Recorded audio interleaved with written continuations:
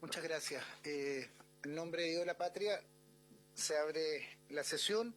Saludar al senador Chaguán, a nuestro invitado, no quiero olvidar a nadie, está el subsecretario de Medio Ambiente, el Consejo de Defensa del Estado. ¿Quién está del Consejo de Defensa del Estado? Está don Mariana Valenzuela, consejera, la abogada consejera, y el jefe prorrogante de la Unidad de Medio Ambiente, don Osvaldo Solís, un gusto, y de la Superintendencia de Medio Ambiente, la Superintendenta Maricruz Plumer y don Bruno Raglianti, y el jefe de gabinete de la Superintendencia, don Felipe García, y don Maximiliano Proaño, subsecretario de Medio Ambiente. Señora secretaria, vamos a la cuenta. Presidente, muy breve, es una solicitud del ingeniero forestal, señor Mauricio Ponce, para dar su opinión en relación a la indicación sustitutiva que formuló el Ejecutivo al proyecto de arbolado urbano. Pero la comisión había decidido terminar con las audiencias ya, a menos que se considere... Tengámoslo a la vista, poder sí. Contactarnos con ellos, entender que estamos con un proceso de audiencia, de plazo de indicaciones, y tal vez ahí consolidar esas indicaciones podemos, y sin perjuicio se nos puede enviar alguna información por escrito si lo tuviera. ¿Ya? Antes de entrar a la orden del día y saludar a todos los invitados, yo quiero que podamos despachar un oficio desde la comisión, se lo vamos a enviar a la superintendenta de Medio Ambiente que está acá, a propósito de los incidentes que hubo durante la semana pasada en la planta Araucado de Mariquina. Yo sé que se ha instruido una investigación por parte de la superintendencia y sería importante que nos hicieran llegar formalmente los antecedentes o ese proceso que se ha abierto por la preocupación que obviamente genera esta situación. ¿Habría de acuerdo? Perfecto. Comenzamos la sesión formalmente. Saludar al senador Latorre. Si alguien tiene que retirarse, me anticipa para ver el orden de las presentaciones, o si tienen tiempo, nosotros tenemos hasta las 2 de la tarde en las presentaciones que hagan nuestros invitados. ¿No hay nadie que tenga alguna premura de retirarse antes? Perfecto. Entonces, vamos a dar una pequeña relación por parte de la secretaria de el proyecto y pasamos a escuchar al Consejo de Defensa del Estado y luego a la Superintendencia de Medio Ambiente. Y ministro, subsecretario, le pido, no sé si usted va a exponer o comenta al final o me pide la palabra para escuchar a los dos organismos técnicos más bien en la primera presentación. Ahí me pide la palabra si se requiere. Señora secretaria, hágame una pequeña relación. Gracias, y luego le damos la palabra al Consejo de Defensa. Gracias, presidente. El proyecto de ley que se iniciará hoy día su estudio es el proyecto de ley en primer trámite constitucional que modifica la ley 20.600 que crea los tribunales ambientales en materia de sanciones aplicables al responsable por daño ambiental. La iniciativa se inició en moción de los honorables senadores señores de Urresti, señora Allende y señores Gaona, Lagos y Proves. Ingresó al Senado el día 12 de diciembre de 2023, disponiendo a la sala que fuera estudiada por esta comisión. En la misma sesión, la sala remitió el proyecto a la excelentísima Corte Suprema, conforme lo dispone el artículo 77 de la Carta Fundamental, quien emitió su parecer el día 31 de enero del año 2025 y opinión que se encuentra en las tablets de su señoría. Esta es la primera sesión en que se debate la iniciativa. En cuanto a los antecedentes y fundamentos del proyecto, los autores recuerdan que el artículo 2, letra E de la Ley sobre Bases Generales del Medio Ambiente, define el concepto de daño ambiental como toda pérdida, disminución, detrimento, menoscabo o menoscabo significativo inferior al medio ambiente o a uno o más de sus componentes. Añaden que adicionalmente la figura de daño ambiental cuenta con un tratamiento especial en la Ley 20.600 que crea los tribunales ambientales. Ambas normativas establecen que una vez producido el daño ambiental se otorgan acciones tanto para obtener la reparación del medio ambiente como para las acciones indemnizatorias de las personas directamente afectadas. Agregan que no obstante el detallado procedimiento establecido en la ley que crea los tribunales ambientales, esta no se refiere al destino último de los recursos recaudados, lo que implica que estos ingresan a rentas generales de la Nación sin considerar su aplicación a la efectiva reparación del sitio dañado ambientalmente o a la posibilidad de que las partes propongan medidas para mitigarlo. Dentro de los fundamentos del proyecto, sus autores remarcan la necesidad de recoger la experiencia y jurisprudencia del fallo con pertinencia territorial del primer juzgado civil de Valdivia del año 2023, caratulado Estado Fisco de Chile con Celulosa, Arauco y Constitución, que condenó a Celco por haber provocado un significativo desastre natural por concepto de daño ambiental en el Santuario de la Naturaleza y en el humedal del río Cruce, que como recordarán se remonta al año 2004 en Valdivia, oportunidad en que se produjo la muerte masiva de cines de cuello negro debido al vertimiento de riles en el santuario que destruyó el luchecillo, que era la planta acuática que servía de alimento a las aves. Luego de ello, de los 6.000 ejemplares que había, que antes del desastre quedaron 500. Dentro de lo dictaminado por el primer juzgado de Valdivia, los autores destacan la conformación de un programa de potenciamiento del humedal Carlos Ambanter que tenga por objetivo, comillas, precisar el cumplimiento de las medidas de restauración del río Cruces, espacio que incluía el sitio Ramsar de la naturaleza Carlos Ambanter. La creación de un centro de investigación de humedales en la forma que propuso la demandada y la cancelación de los perjuicios causados una vez determinado su especie y monto. Como el objetivo del proyecto es la de modificar la ley para incluir la posibilidad de que el monto o parte de lo recaudado por concepto de daño ambiental sea destinado a una posible solución o medidas de mitigación o acciones preventivas futuras de él o los territorios que fueron afectados por el daño ambiental.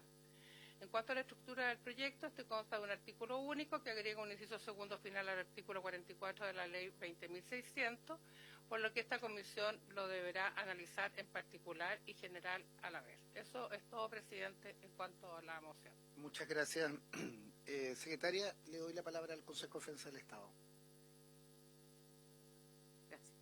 Muchas gracias por su intermedio, señor presidente, en representación del Consejo de Defensa del Estado, quien es el principal litigante en materia de daño ambiental, pues solamente son 3 los legitimados activos para poder interponer las demandas por daño ambiental: la víctima directa, algunas municipalidades y el Consejo de Defensa del Estado. El Consejo representa actualmente aproximadamente un 80% de las demandas por daño ambiental que se han interpuesto.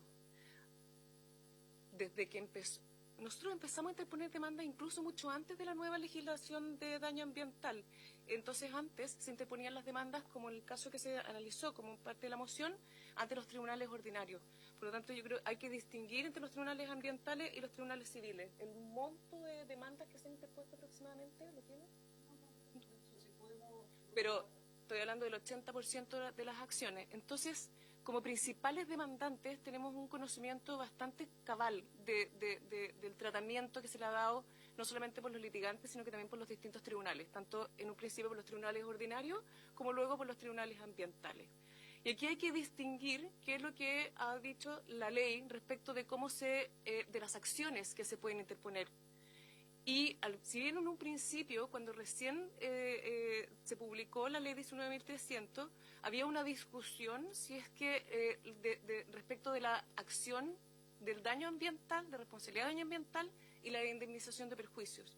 Pero no hay discusión hoy en día de que se trata de 2 acciones completamente distintas que persiguen obligaciones distintas de parte del demandado. Entonces, cuando se trata de una acción de responsabilidad por daño ambiental, lo que se persigue son obligaciones de hacer, no de dar. En las obligaciones de hacer, solamente lo que se persigue es la reparación del daño ambiental como acciones concretas de restaurar el medio ambiente dañado. En cambio, cuando se demanda una indemnización de perjuicios, eso se demanda en otra sede, estos son los tribunales civiles, ya no en el tribunal ambiental, y ahí solamente se persiguen obligaciones de dar, pecuniarias.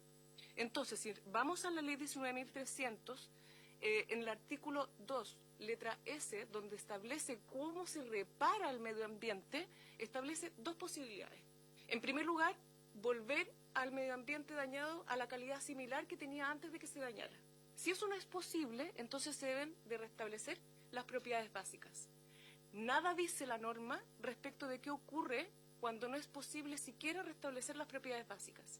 Y eso es lo que la doctrina ha llamado el daño residual, lo que persiste del daño luego de restauradas las propiedades básicas. Y tampoco se dice nada cuando el daño es totalmente irreparable. Entonces aquí tenemos que distinguir entre el daño parcial irreparable y el daño totalmente irreparable. Lo que ha hecho la doctrina y la jurisprudencia, como bien también indica el informe de la Corte Suprema, es que ha tenido que hacer una interpretación sistemática para poder determinar que el daño ambiental, ya sea calificado como reparable o irreparable, debe ser reparado siempre. Pero ahí hay que hacer este análisis de interpretación sistemática, donde podría eventualmente establecerse una mejora en la ley. Y lo que ha dicho también la doctrina de la jurisprudencia, a propósito también de una interpretación sistemática, es cuál es la forma o el mecanismo en que este daño irreparable debe ser reparado. Y en ese caso ha dicho que se debe hacer a través de las medidas de compensación ambiental. Como compensación ambiental no debe entenderse como un equivalente patrimonial. Aquí no se paga dinero alguno ni se recibe por parte del Estado, en el caso del Consejo Defensa del Estado, monto dinerario alguno para reparar el medio ambiente. Son medidas equivalentes que las partes o el tribunal ven como equivalentes para poder también reparar por este sistema el daño ambiental irreparable causado. En esos casos, por ejemplo, si es que se extingue una especie o si es que tendrá que esperar 200 o 300 años para reparar el medio ambiente dañado, se considera que no es posible restaurar y se establecen estas otras medidas distintas. Nadie recibe dinero, sino que se establece a través de estas otras medidas. ¿Qué es lo que se entiende por medida de compensación ambiental? Les decía que hay que hacer esta interpretación sistemática para lo que los tribunales y la doctrina ha ido al reglamento del Servicio de Evaluación de Impacto Ambiental, artículo 100, que define las medidas de compensación ambiental, pero en el contexto de la evaluación ambiental que hace el CIA para un proyecto específico. Entonces, si es que se quisiera hacer alguna mejora en la legislación respecto de la reparación del daño ambiental, el Consejo estima que debiera implementarse o regularse una mejora en el artículo 2, letra S, donde define la reparación, que en verdad lo que hoy hay es una restauración in situ, en la misma naturaleza, y agregar la reparación como del daño irreparable o irreversible a través de medidas de compensación. Y ahí entonces quedaría completa la reparación del daño ambiental, reparable e irreparable. Pero luego también sería conveniente, y a raíz también de la propuesta de la moción que se está analizando en esta sesión, es una definición de compensación, compensación ambiental, para lo que habría que agregar, como el artículo 2 de la 19.300 establece definiciones en orden alfabético, entonces habría que agregarlo como un artículo 2, letra A, cuater, en que se defina compensación ambiental ya no en exactos mismos términos que el artículo 100 del reglamento, sino que adecuado a el daño ambiental causado. Y para eso, en la minuta que dejamos a la vista, si a alguien le falta se la podemos entregar, una propuesta acorde a la reparación del daño ambiental, en que se pueden establecer medidas ambientales en primer lugar, siempre obligaciones de hacer, en primer lugar en el área de influencia donde se causó el daño, que era lo que les preocupaba a esta comisión. Si no es posible hacerlo en el área de influencia que está definido también en el reglamento del Servicio de Evaluación de Impacto Ambiental, si no es posible en el mismo área de influencia, entonces en algún lugar aledaño o que se refiera a los mismos ecosistemas o similares con las mismas características, etcétera, en una perspectiva más bien ambiental. Y si no es posible hacerlo, cosa que se deberá demostrar y el tribunal deberá así fundamentarlo en su sentencia o en la aprobación de la conciliación para que cumpla ciertas características de indemnidad. Ahora, a propósito de la indemnidad a que se refiere la moción en el artículo 44, hay que distinguir que el artículo 44 hace referencia principalmente a las conciliaciones, pero lo que sería interesante es que no solamente las partes, a través de una conciliación o una transacción en que el tribunal tenga que revisar que se cumple con el principio de indemnidad, puedan arribar a este tipo de medidas de compensación ambiental cuando el daño es irreparable, sino que también en una sentencia en que el tribunal no solamente pueda establecer estas medidas de restauración, sino de que de compensación. Hoy día lo hacen los tribunales y lo hacen bajo esta interpretación sistemática. Pero si es que el legislador fuera más preciso y adecuado a estos efectos, podría hacerse también en estos términos. Y estas medidas de compensación, como les decía, debiera tener también un orden de prelación en donde se establecen. Área de influencia, lugar cercano, pero bajo las mismas características del ecosistema dañado o en otro distinto, sin descartar, por cierto, que en principios de eficiencia o eventualmente alguna política pública podrían establecerse también fondos de investigación respecto de eventuales daños para prevenir daños que se pueden haber causado. Ahora, respecto de lo que se señala en la propuesta, cuando se trate de catástrofes futuras, ahí también hay que tener cuidado, porque si es que la condena al demandado, a quien causó el daño, tiene que haber una relación de causalidad y no puede condenársele por hechos que son ajenos o posteriores a lo que el daño que causó directamente. Eso es lo que podemos informar. Muchas gracias y felicitaciones por la claridad. Me imagino que está ampliamente desarrollado en la presentación.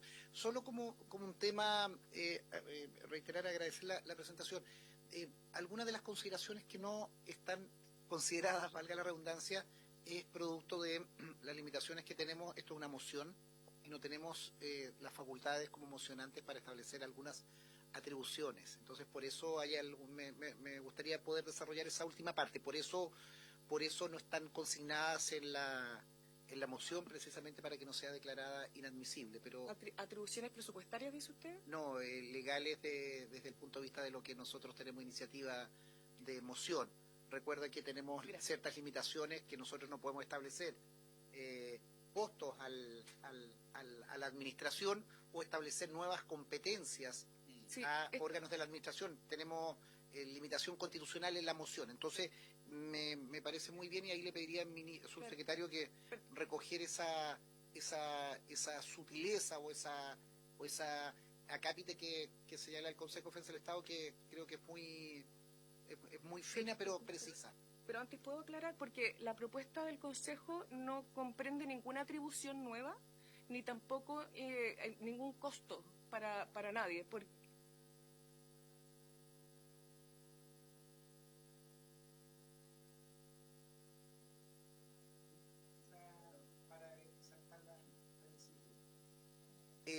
Senador Chaguán, por favor. Sí, claro, coincido porque efectivamente para poder saltar la admisibilidad, seguramente los autores de la moción lo que hicieron fue establecer un acuerdo de las partes, efectivamente. Entonces, pero acá lo que se requeriría es justamente que el Ejecutivo pudiera ver la fórmula. Me parece razonable lo que plantea el Consejo de Defensa del Estado desde el punto de vista de la naturaleza de la compensación por el daño ambiental. Y en ese contexto sería útil que pudiera patrocinar la indicación, pero tampoco podríamos nosotros patrocinar esa indicación, que me parece completamente razonable desde el punto de vista de cómo lograr finalmente afinar, porque además podría haber también una modificación desde el punto de vista del concepto mismo de la compensación, si entendí bien. Entonces, por lo mismo, se requeriría que el Ejecutivo pudiera, en el tiempo de indicaciones que pudiéramos fijar, que el Ejecutivo pudiera tenerlo a bien suscribirla. Eso, presidente. Línea para liberar al Consejo de Defensa del Estado. Mariana, creo que todos captamos el propósito. Felicito que tú bien desarrollas la fórmula principalmente en relación a agregar el concepto de compensación ambiental y la compensación ambiental, cuál es el área de influencia, o hacer esa interpretación sistémica con el reglamento. Si lo podemos poner en el inciso, fantástico. Solo, y ahí la Secretaría siempre nos hace la prevención de que sea no admisible por moción. Entonces, por eso te pediría en la redacción si nos ayudara por la lata de exposición que hiciste en clave indicación. Indicación en definitiva es como en el mismo inciso, tal vez en un inciso siguiente, poder comprenderlo a proposición del magistrado. Yo muchas veces las partes no tienen, y ahí la superintendenta tal vez nos ilustrará, no tienes la capacidad o la atención está muy grande en proponer bases o proponerlo, o a veces no apunta o no afina cuál es la propuesta, y creo que los tribunales hoy día tienen esa capacidad de decir, y ahí el Consejo de Defensa del Estado también tramitó el fallo del juzgado civil al que nosotros nos basamos, y que creo que hay una muy buena interpretación por parte de la magistrada que falló, decir, esta es la fórmula, y creo que ha tenido un conjunto de elementos positivos para todas las partes. Entonces, eso al menos lo que queremos construir, que sea propuesta de partes o iniciativa del tribunal o de los propios legitimados activos. Entonces ahí te pediría que dentro de la discusión nos ayudaran como en clave de redacción de esa última parte, que no la consignamos, pero no la consignamos porque seguramente vamos a tener que pedirle patrocinio al Ejecutivo. Gracias. Y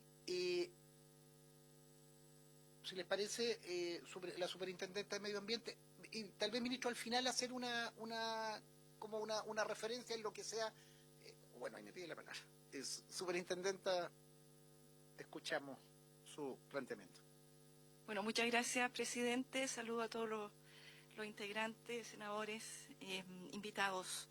Bueno, muy clara la presentación del Consejo de Defensa del Estado. La verdad, el proyecto de ley, si bien no hay una referencia a las competencias de la Superintendencia del Medio Ambiente en forma directa, sí es importante hacer, ver en este espacio cuál es el rol de la Superintendencia del Medio Ambiente en relación a la institución daño ambiental, ¿no?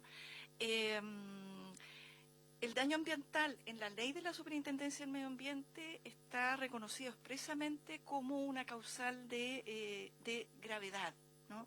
Hoy día una infracción puede causar un daño ambiental y este puede ser reparable o irreparable. Esa es la primera referencia que tiene la ley de la superintendencia en relación a sus funciones respecto a daño ambiental. Configurado el daño ambiental por parte de la superintendencia en el contexto de un procedimiento sancionatorio, surge el derecho del infractor de presentar un plan de reparación. Ese plan de reparación, por esencia, es voluntario, ¿no? Hoy día voy a dar unos datos al final de la presentación. Como se ha dicho en otro momento en esta misma comisión, los planes de reparación no ha sido, ¿no es cierto?, la regla en la presentación frente a sancionatorios que han configurado daño ambiental. Ha sido la excepción. De hecho, uno solo ha sido presentado en forma voluntaria por parte de un infractor. Entonces, tenemos clasificación y tenemos eventualmente un plan de reparación en sede administrativa de carácter voluntario. La otra vía, que es la que latamente desarrolló el Consejo de Defensa del Estado, es la vía de la acción por daño ambiental jurisdiccional, ¿no? Donde la institucionalidad ambiental ha definido claramente cuál es la forma de reparar, que es reparar en natura, sea con sus propiedades básicas o en condiciones similares. Y tiene la vía indemnizatoria, ¿no?, que es la vía civil de indemnización de perjuicio. Y eso está diametralmente claro. Si bien al comienzo hubo discusión, hoy día está prácticamente, yo diría, en un estadio absolutamente conteste, sin discusión. Ahora, en el ámbito jurisdiccional, y yo quisiera aquí decir un par de elementos, si bien está la acción por daño ambiental, como se ha indicado y se ha desarrollado, la Superintendencia del Medio Ambiente ha tomado otro rol. Tiene un rol en la ley de la LOSMA, ¿no?, que es el rol que define gravedad en los procesos sancionatorios y eventualmente va a evaluar, digamos, conforme a un procedimiento establecido, el plan de reparación. En el marco de las acciones por daño ambiental, se le ha dado roles a la superintendencia que no han estado definidos expresamente en su ley orgánica, al menos ni expresamente tampoco en la ley de tribunales ambientales. Y eso se ha dado a través de la figura de la conciliación, donde donde se han definido medidas por parte de los tribunales en conjunto con las partes, ¿no?, en la cual se le ha dado un rol ya sea de fiscalizador a la superintendencia de aquello que se resuelve en la conciliación, o se ha ordenado o se ha acordado, mejor dicho, una medida como el plan de reparación en el contexto de la conciliación. Y se le ha asignado que ese plan de reparación sea tramitado conforme a las reglas de la ley de la LOGMA. Digamos que una conciliación parte de la base que las partes no reconocen que se ha provocado daño ambiental.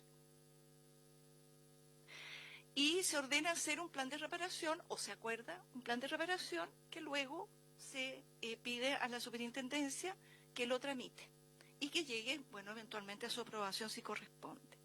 Tenemos un par de casos, algunos muy conocidos, digamos, por la envergadura, como el caso de incendios del año 2016, ¿no? Con CGE en particular, o otro, digamos, plan de tratamiento Olmué. Dos casos que vienen de conciliaciones y que se le asigna en ese contexto una responsabilidad y un rol a la superintendencia. La otra vía, también desde la jurisdicción ambiental, es en el marco de sentencias. No hay conciliación, se acreditó el daño ambiental y el Tribunal Ambiental dice medidas, entre ellas un plan de reparación. O otras medidas X, pero que la fiscalice y haga el seguimiento en la Superintendencia del Medio Ambiente. Ahí tenemos también el caso Monte Carmelo, caso de la región de la quinta región, y Pero si pudiera precisar, sí. ¿cuál es el caso Monte Carmelo? Es un proyecto minero, diría mediana minería, en la región de Valparaíso, no recuerdo exactamente dónde. La superintendencia hizo un procedimiento, Quintero, se aplicó una sanción, también hubo una acción por daño ambiental. Si nosotros configuramos daño ambiental, es un caso bien severo desde un punto de vista del alcance del daño ambiental. Ahí se presentó, es decir, la sentencia confirma el daño ambiental y se ordena un plan de reparación. Ese plan de reparación se presenta en la superintendencia, pero finalmente se rechaza, pues no cumple con los requisitos, etcétera. Y ahí se derivaron los antecedentes, según entiendo, al Consejo de Defensa del Estado. Nosotros tenemos otro caso que es voluntario, que es bajo las reglas de la SMA 100%, procedimiento sancionatorio, Minera Cardenilla también en la quinta región. Superintendenta, solo un tema de reflexión como jurídico. Cuando en este caso el condenado, y aquí Francisco, ayúdame porque lo hemos conversado en varias oportunidades, se establece este plan de reparación, es rechazado, es una obligación de hacer.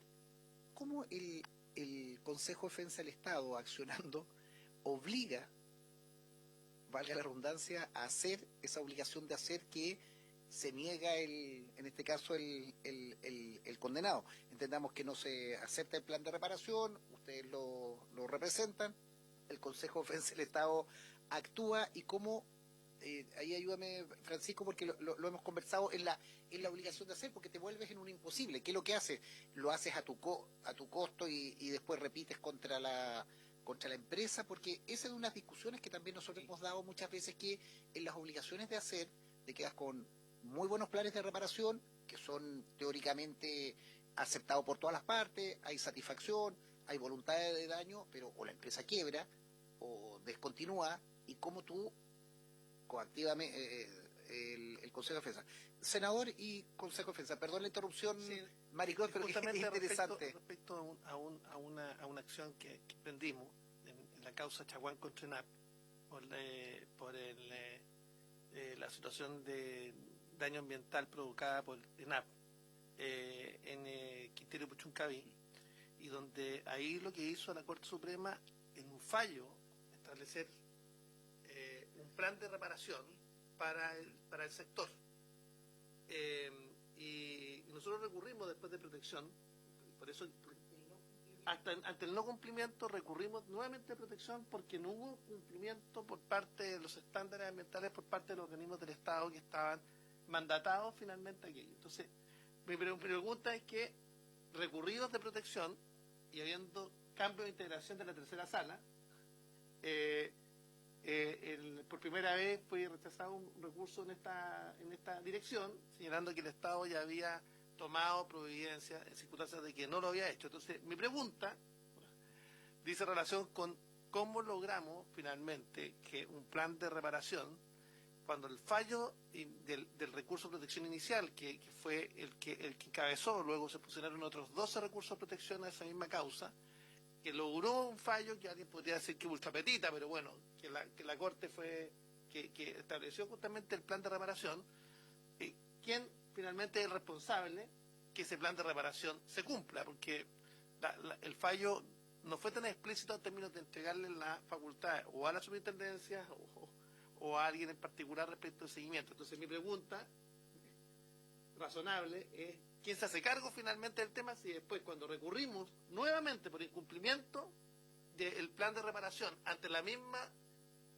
sala, ante el mismo órgano jurisdiccional y finalmente ante la misma sala con un cambio de integración, falla finalmente que se están haciendo las acciones cuando eso no está siendo efectivo? Demos la palabra a Osvaldo y ahí retomamos. Ya. Gracias. Muchas gracias, senador.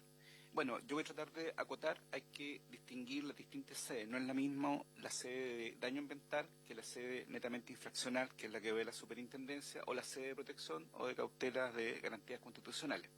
En materia de daño ambiental, lamentablemente tenemos un par de sentencias del segundo tribunal ambiental en que efectivamente se le pidió a la superintendencia supervigilar la aplicación de planes de reparación. Nosotros como Consejo Defensor del Estado consideramos que era errónea esa técnica que estaba usando en causas bien particulares el segundo tribunal ambiental, que no se ha vuelto a repetir en todo caso.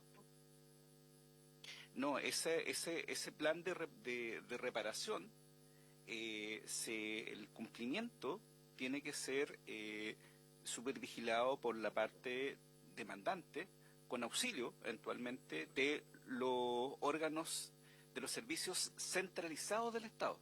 Nosotros como Consejo de Defensa del Estado trabajamos con servicios centralizados y también con algunos descentralizados como Servicio Agrícola y Ganadero, CONAF y otros. ¿Ya? Ahora, en el tema del plan de reparación, para que efectivamente se pueda cumplir, lo primero y lo más importante son las medidas cautelares. Porque si yo no aseguro un patrimonio económico para garantizar que se ejecute a costa del demandado, cumpliendo con el principio de responsabilidad establecido en el artículo 3 de la ley 19.300, voy a obtener una sentencia de papel que no se va a poder ejecutar jamás. Por eso, una cuestión muy importante en la que hay que incidir en una perspectiva legislativa es facilitar las medidas cautelares reales en daño ambiental. Porque si el demandado no puede asegurar los bienes suficientes para efectos de hacer cumplir la sentencia a costa del demandado, vamos a obtener una sentencia inejecutable. Ahora, sea que se trate de sentencias de términos, condenatorias, sea que se trate de transacciones, avenimientos o conciliaciones, el demandado, en caso de incumplimiento, puede ocurrir a el cumplimiento incidental. Es más, nosotros hemos tenido hasta la audacia de plantear acciones ejecutivas en materia de daño ambiental para efecto de hacer cumplir sentencias. Y tratándose de transacciones lo mismo. Dentro del plazo de un año se puede pedir el cumplimiento forzado de la obligación. Y nuevamente ahí el tema de las cautelares reales para efecto de asegurar bienes que hagan posible la ejecución de la sentencia es lo más importante. Históricamente, la ejecución de estas sentencias demuestra que la persecución más difícil no tiene que ver con los grandes responsables por daño ambiental, grandes titulares de proyectos, sino que tienen que ver con ciertas economías ilícitas, por ejemplo, extracciones de árido, tala ilegal de bosque nativo y otros. Ahí es donde los bienes se dispersan y si tú no logras cautelar, la sentencia se va a hacer en la práctica inejecutable. En un oficio que respondimos a esta comisión sobre cantidad de causas sin ejecutar, las del Consejo alcanzan a un 1%. Esa es la única obligación de hacer que no se ha cumplido y en todo caso tenemos pedido el cumplimiento incidental. ¿Ya? Ahora, Respecto de otras materias, por ejemplo, sede de protección, yo recuerdo la causa a la cual se refiere el senador Chaguán. Efectivamente, en ese caso también se podía pedir cumplimiento ante la Corte de Apelaciones, pero la Corte de Apelaciones, considerando las circunstancias, estimó que ya estaba cumplida. Así, y entonces eso ya está finiquitado en definitiva. Eso es lo que puedo...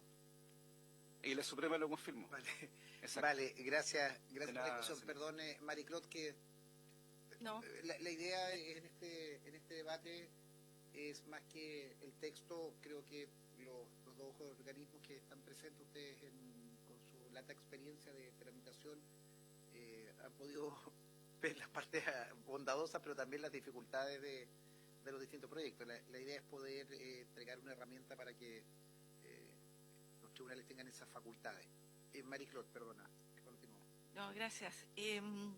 Bueno, en el fondo lo que yo quiero transmitir, que la superintendencia tiene un rol propio regulado en la ley de la LOSMA y otro que ha sido, digamos, en la historia, con algunos casos como lo que se han dicho acá, donde se le ha asignado un rol a la superintendencia del medio ambiente que quizás no necesariamente corresponda tenerlo, ¿no? Y puede ser parte de la discusión en el ámbito de este proyecto de otro. Ahora, yo quisiera dar algunos números, ¿no?, de los casos en que la superintendencia, la primera, ¿sí? Ya, en que la superintendencia ha configurado daño ambiental, ¿no?, y que ha sancionado con daño ambiental. Y la verdad, si usted ve, tenemos 29 procesos a lo largo, digamos, de los años, desde el 2013 a el 2024, con procesos donde se ha configurado daño ambiental. Y tenemos más de 3.000 procedimientos sancionatorios, ¿no? Es decir, la referencia o la configuración del daño ambiental evidentemente no es la regla, ¿no?, desde el ámbito administrativo, ¿no?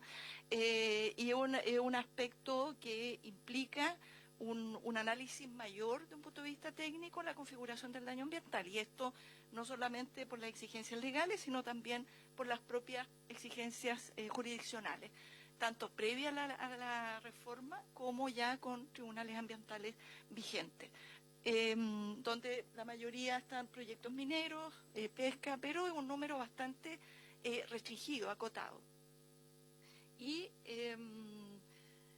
claro, las multas, claro, y las sanciones que se han aplicado a propósito de daño ambiental han variado desde multa, clausura y una revocación. La mayoría ha sido vinculada a multas. Entonces, lo que tenemos hoy día es que, primero, cuando se configura daño ambiental, es una situación bastante excepcional dentro de la regla para clasificar una infracción de gravedad. Segundo, cuando se configura, los infractores no presentan planes de reparación, muy excepcionalmente, prefieren reclamar o pagar o asumir la sanción. Y tercero, que nosotros como superintendencia estamos recibiendo estas nuevas mandatos, ¿no?, por parte de las sentencias y las conciliaciones en los tribunales ambientales. Ahora, y me voy a permitir señalar que en el marco del proyecto de ley que hoy día está conociendo esta comisión, o que conoció y que ahora está, digamos, pronto a ser conocida en sala, se hace una propuesta respecto a cómo abordar, ¿no?, daño ambiental desde la perspectiva administrativa, ¿no?, tratando de mejorar la tramitación, pero también la institución, y propender a la reparabilidad del daño ambiental. Y en la propuesta, entonces, es promover la reparación en sede administrativa, asignando a su vez la obligatoriedad de presentar un plan de reparación, y entregar incentivos que permitan, ¿no?, favorecer esa presentación anticipada del plan de reparación. Entendemos nosotros que con eso contribuimos de alguna manera a facilitar y adelantar la reparación y evitar necesariamente una discusión en sede jurisdiccional donde uno de los temas más sensibles, algo lo han planteado acá, es justamente la ejecución, ¿no?, de las medidas de reparación del daño ambiental. Que yo creo que todos coincidimos en que hay una gran falencia allí para efectos de acreditar cumplimiento en sede jurisdiccional hoy día. Eso es lo que tengo que informar, presidente. Muchas gracias, Intendenta. Ofrezco la palabra, no sé, subsecretario y también colega, si pide la palabra. Subsecretario, antes, Francisco, por favor. Sería que nos pudiera expresar cuántas acciones de esa naturaleza se han interpuesto ahora, qué tipo de resultados han tenido, porque también es útil para los efectos de saber si es que este es un camino viable o no, para los efectos de la reparación del daño ambiental. Acciones de, perdón, senador. Te ha planteado una alternativa. Sí. Me gustaría saber si es que esa alternativa o algo similar se ha presentado hoy día, o existe algún instrumento de esa naturaleza que ha permitido justamente apurar o no la reparación del daño ambiental.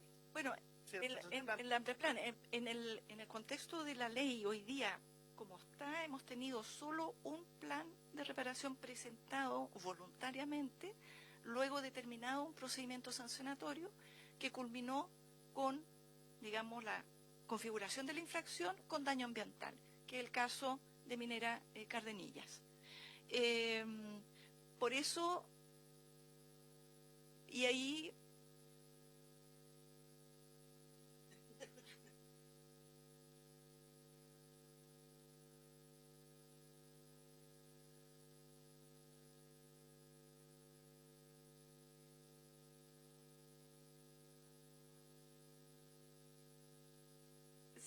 Sí, no, perdón, es que hay uno voluntario que usted ha planteado y hay 4 que han sido dispuestos por Tres más. Tres más. Digamos, sí. Bueno, 3 más que han sido dispuestos por los tribunales. Por los tribunales.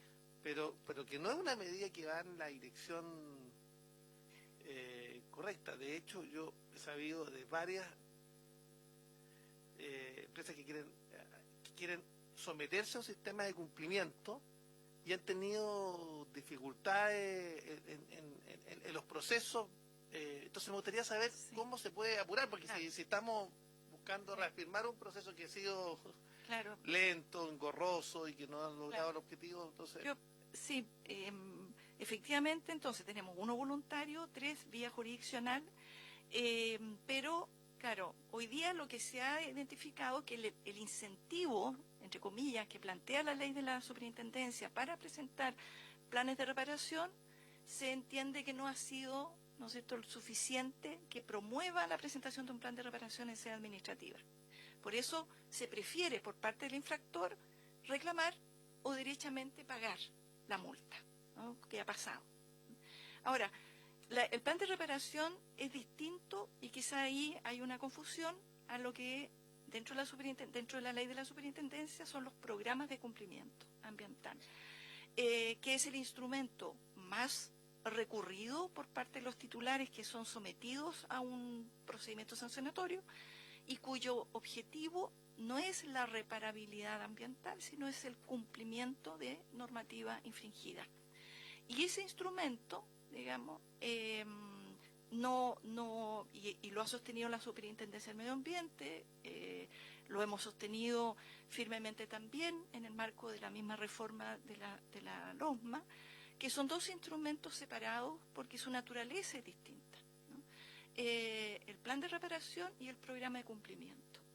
El plan de reparación, su naturaleza, bueno, se ha planteado, no es reparar, y ahí los tiempos, ¿no?, hay una relación con tiempos también de lograr un estado de condiciones respecto a aquello que se dañó. Y el programa de cumplimiento tiene una focalización que es a corto plazo, ¿no?, volver a un estado de cumplimiento de la normativa infringida y hacerse cargo de efectos.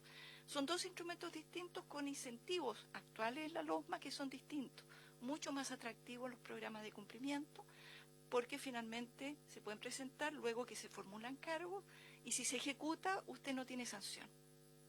El plan de reparación, usted es sancionado con daño ambiental Y ahí surge la posibilidad, voluntariamente presentar el plan de reparación. Y si ejecuta ese plan de reparación, se inhibe la acción por daño ambiental que pueda presentar el Consejo de Defensa del Estado. Y eso es lo que se ha discutido respecto a la intensidad de ese incentivo, que, bueno, los años han acreditado que la verdad no es un instrumento que ha funcionado en sede administrativa.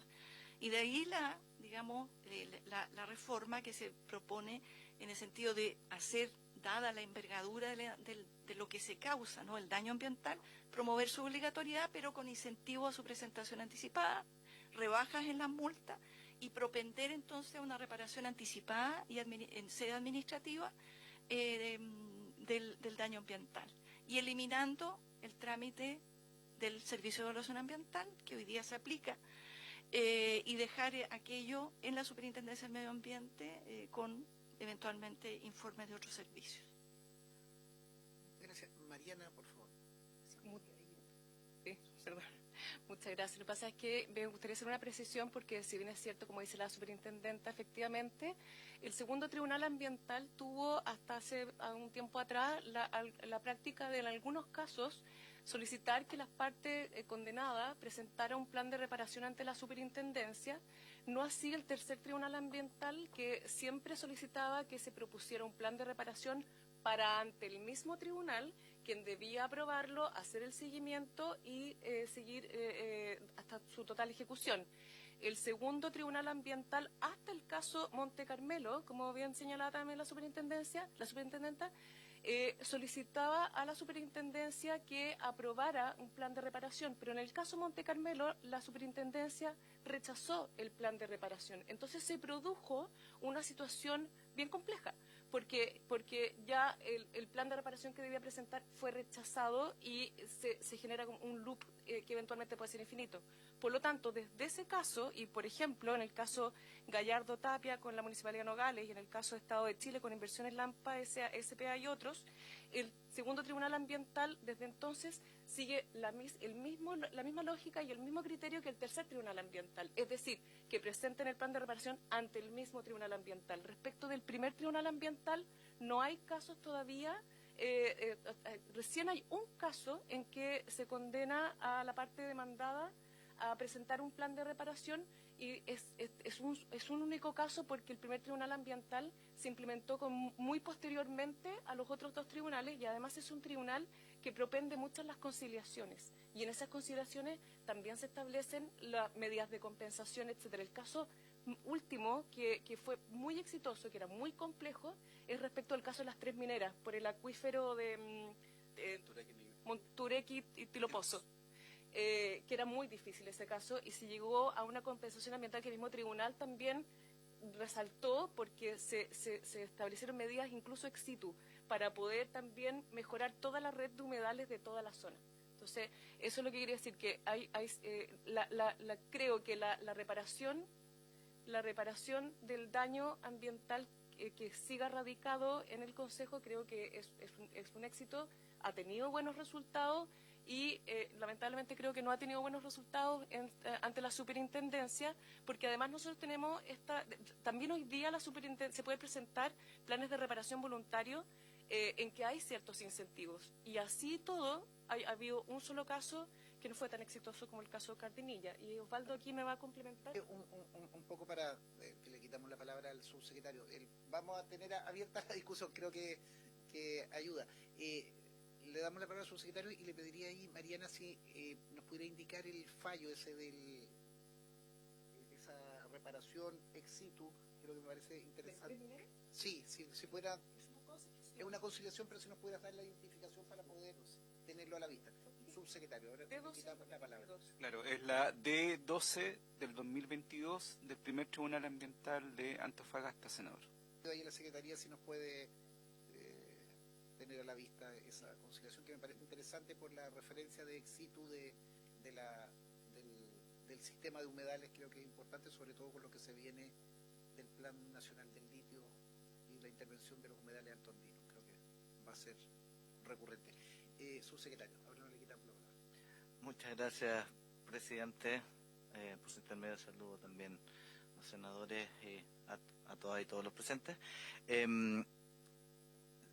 A mí nos parece importante, primero que todo, tener en consideración que esta moción parlamentaria tiene un ingreso previo al mensaje del Ejecutivo del proyecto de ley que fortalece la Superintendencia de Medio Ambiente, que ingresó el 10 de enero del 2024, y por lo tanto también es necesario tener en vista, digamos, esta tramitación de este proyecto de ley para entender también cómo conversan ambos proyectos en relación al daño ambiental, porque,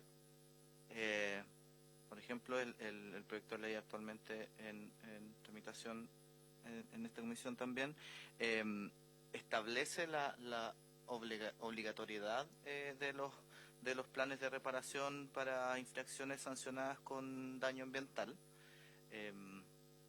Además, en algo que la moción parlamentaria en análisis hace relación también a la gestión de riesgos ambientales y que, si bien debemos entenderla no propia del concepto de reparación establecido en la ley, pero hace relación a este concepto y también el proyecto de ley que fortalece la Superintendencia de Medio Ambiente amplía las posibilidades de intervención de la Superintendencia frente a los riesgos ambientales.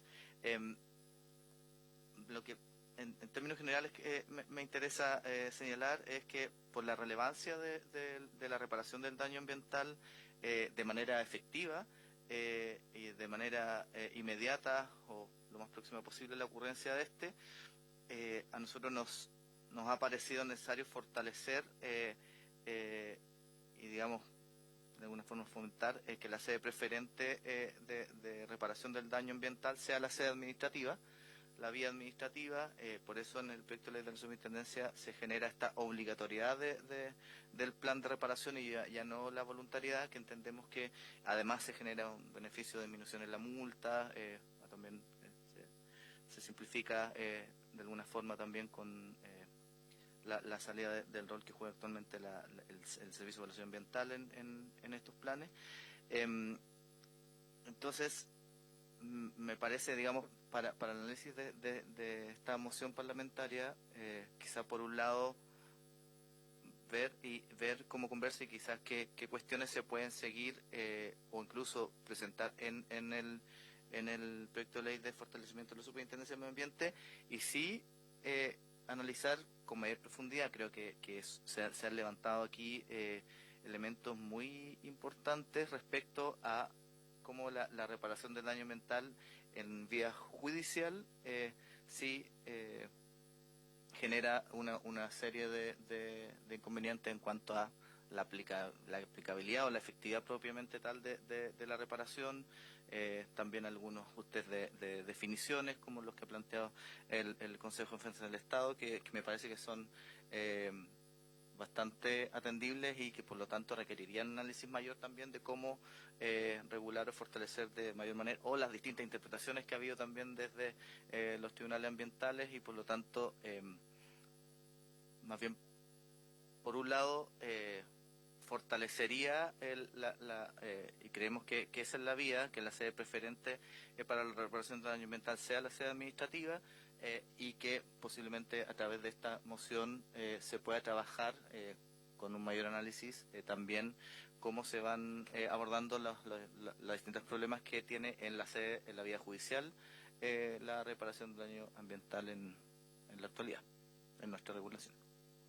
Gracias, subsecretario. Antes de darle la palabra a Osvaldo, aclarar la discusión que va en la LOSMA y que tengo entendido que hoy día está en el lugar preferente número 7 en la sala, corre por un carril administrativo y por un fortalecimiento de la superintendencia. Cuando nosotros tuvimos a la vista los antecedentes para proponer este proyecto, es independiente de eso. Yo lo que quiero es fortalecer obviamente el sede administrativa y las capacidades de la superintendencia, pero creo que la capacidad, como bien lo señalaba el Consejo de Defensa del Estado, de tener la admisión de la ejecución de estos planes de reparación en la misma sede del Ejecutivo, la precisión acá, el Ejecutivo través del Consejo de Defensa del Estado, yo creo que son dos herramientas que permiten llevar adelante. Solo, Osvaldo, sé que me está pidiendo la palabra, me entra la duda que ustedes hacían una referencia, usted particularmente, que usted señala que hay que facilitar las medidas cautelares para asegurar el cumplimiento. Pero al ser obligaciones de hacer, ¿cómo lo haces tú? Perdona lo que voy a preguntar. Cautelas una cantidad de dinero, unos bienes respecto de el sancionado, empresa minera XX. El plan de reparaciones, no sé, restauración de capa vegetal, flora, fauna. ¿Cómo lo haces lo haces por una tercera persona y después repites con ese fondo? Claro. Porque ahí es donde la duda que yo tengo, porque a mí lo que me interesa es que el Consejo Federal del Estado defiende, persiga los intereses, pero no termine como una suerte de productora de eventos, productora imposible. De reparación. Yo sé que que los exceden sus funciones. Debieran haber otros organismos. Entonces, solo lo veo que siempre las medidas cautelares obviamente garantizan, pero al ser una obligación de hacer, tienes una dificultad adicional, porque como tú, si esa empresa desapareció, no contesta, se vuelve, aunque le tengas bienes incautados, ¿cómo tú reforestas esa ladera o ese cauce río que alteraron? ¿Cómo lo haces?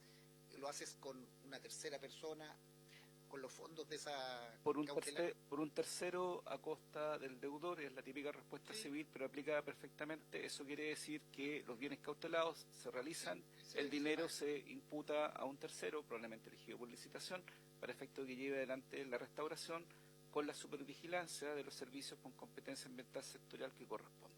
¿Te has podido hacer eso? Hasta el momento no hemos llegado a ese punto, pero si tuviésemos que hacerlo, existe la vía. Exacto, hemos embargado bienes y normalmente cuando llegamos a la parte de embargo de bienes ya los titulares se mueven y efectivamente reparan. Ahora, queremos decir una cosa, que en función de lo que estamos discutiendo precisamente acá, debemos decir que ha sido precisamente en el ámbito de la acción jurisdiccional por daño ambiental, donde precisamente las reparaciones ambientales, estas obligaciones de hacer, por la interpretación sistemática que está instalada en los tribunales ambientales, que tiene su origen en el trabajo de este Consejo,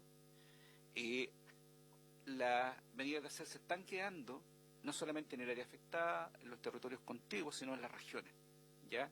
Y nosotros pensamos que la acción por daño ambiental, con una consideración especial a las cautelares en el artículo 24 de la ley 20.600, que hoy día solamente considera cautelares conservativas, innovativas, que tienen que ver con acciones preventivas para evitar que el daño ambiental se expanda, más una revisión un poco de lo que es el tema del cumplimiento incidental, dándole un poco más de facultades de oficio a un tribunal, haría que la acción fuera precisamente un instrumento más afilado y que estimule precisamente a buscar reparación voluntaria en sede administrativa. Gracias, senador. La Torre. Gracias, presidente. No, estaba revisando, presidente, el informe de la Suprema respecto a esta moción, que no sé si en alguna de las presentaciones se hizo mención. Tuve que salir un momento a la Comisión de Relaciones Exteriores a votar un proyecto, entonces me puedo haber perdido ahí parte de las intervenciones, pero de alguna manera la Suprema dice, mire, acá sí efectivamente podría existir un vacío en la insuficiencia de las herramientas para asegurar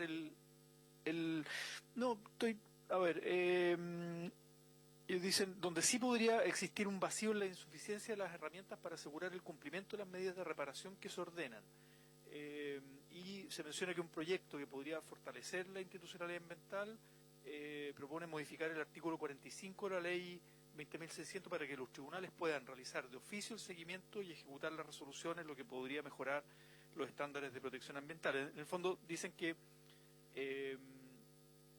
actualmente los tribunales ya ordenan en la práctica medidas de reparación, mitigación y prevención efectivas, pero hay una insuficiencia en las herramientas para asegurar que se cumplan aquellas, ¿no? Esa es como un poquito la conclusión del informe.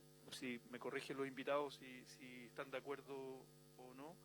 Ellos proponen modificar el artículo 45 de la ley 20.600 para que los tribunales puedan realizar de oficio el seguimiento y ejecutar sus resoluciones. Quería poner ese punto en la discusión para, no sé si profundizar en aquel, presidente, y también para efecto de la indicación del Ejecutivo.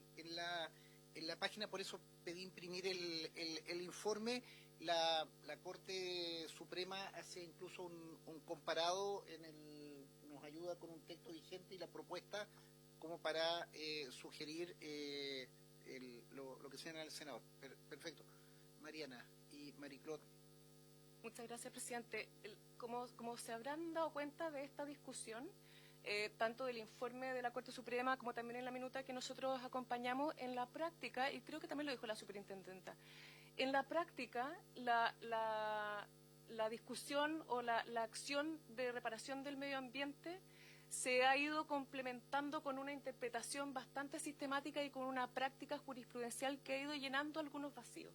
Es decir, tanto respecto de la irreparabilidad de algunos daños, de las herramientas como medidas de compensación ambiental, como el seguimiento de las medidas que establezcan los propios tribunales, en que los mismos tribunales en la sentencia establecen, sobre todo las del tercer tribunal ambiental, establecen que van a poder también hacer seguimiento a las medidas que se establezcan, la incorporación de medidas cautelares reales que tímidamente los tribunales, sobre todo el primer y el segundo tribunal ambiental, han empezado a incorporar, especialmente a solicitud de medidas cautelares reales que ha pedido el Consejo General del Estado. Entonces, la práctica judicial ha ido llenando algunos de estos vacíos. Y por eso que también nuestra propuesta, y como veo también la del informe de la Corte Suprema, lo que intentamos hacer es que se llenen esas interpretaciones a través de una regulación normativa. En la práctica se hace todo igual y se logran resultados eficientes desde esa perspectiva. El segundo tribunal ambiental también ha empezado a hacer el mismo criterio de seguimiento y fiscalización, de hacerlo ellos mismos, no necesariamente derivándola a la superintendencia como era la práctica hasta hace unos años atrás. Entonces, yo creo que sería una muy buena medida lo que está proponiendo la Corte Suprema desde esa perspectiva. Ya lo están haciendo los tribunales, pero sería mucho mejor que pudiera estar regulado en la ley. No, solo complementar que, y para no ir al proyecto de ley nuestro de la superintendencia, sino que en el fondo la reparación del daño es un elemento que a todos nos debiera interesar de la institucionalidad ambiental, ¿no? El objetivo central.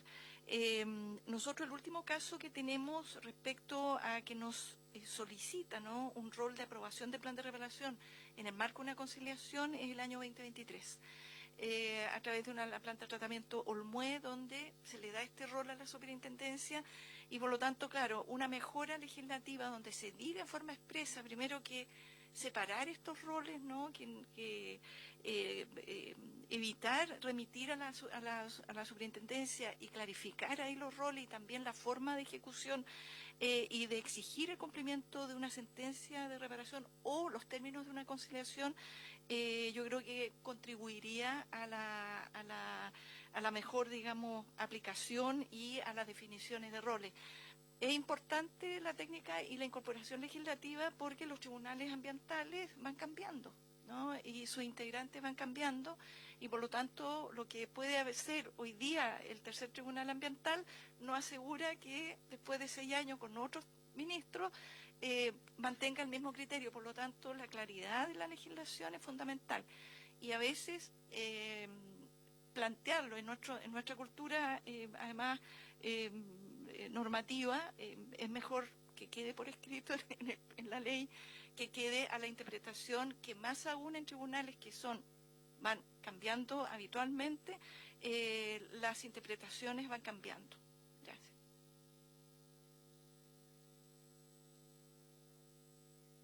Gracias.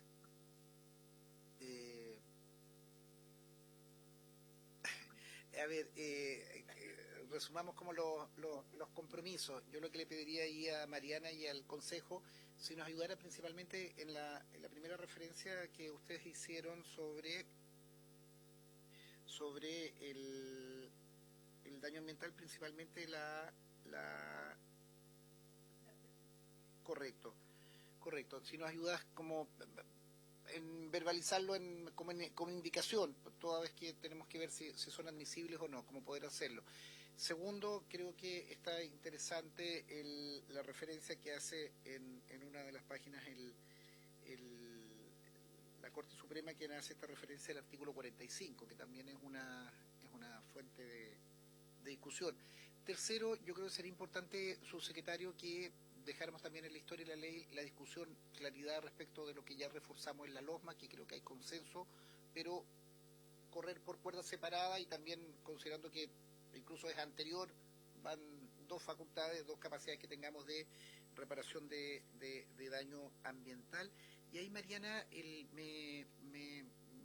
me sigue dando vuelta interesante que el concepto de compensación ambiental y el área de influencia, poder establecer hasta dónde podemos tenerlo. Y no logro ubicar de qué manera o si lo podemos incorporar acá del resguardo de las medidas cautelares, un poco lo que señalabas, que tengamos que una buena herramienta y por tanto después que ejecutivamente puedas hacer el cumplimiento de ese fallo. No logro, ahí le pido a nuestros asesores que nos...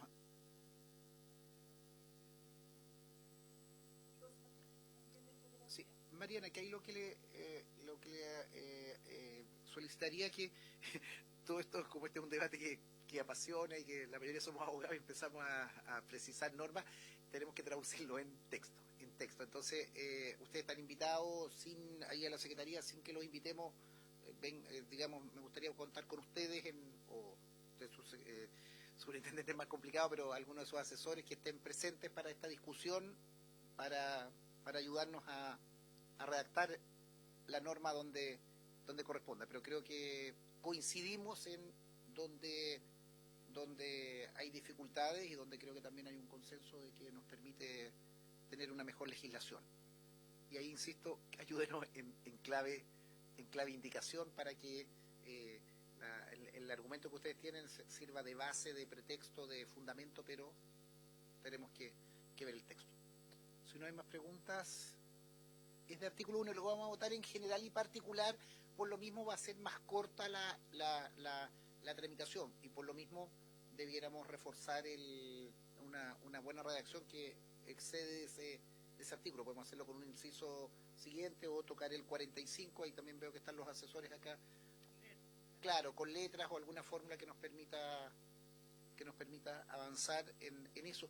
Y lo último, en las dos instituciones, nosotros enviamos hace un tiempo el oficio al Consejo de Defensa del Estado, que era como preparatorio de esto, cuántos procesos llevan, cuántos hay cumplimientos, cómo lo han podido hacer.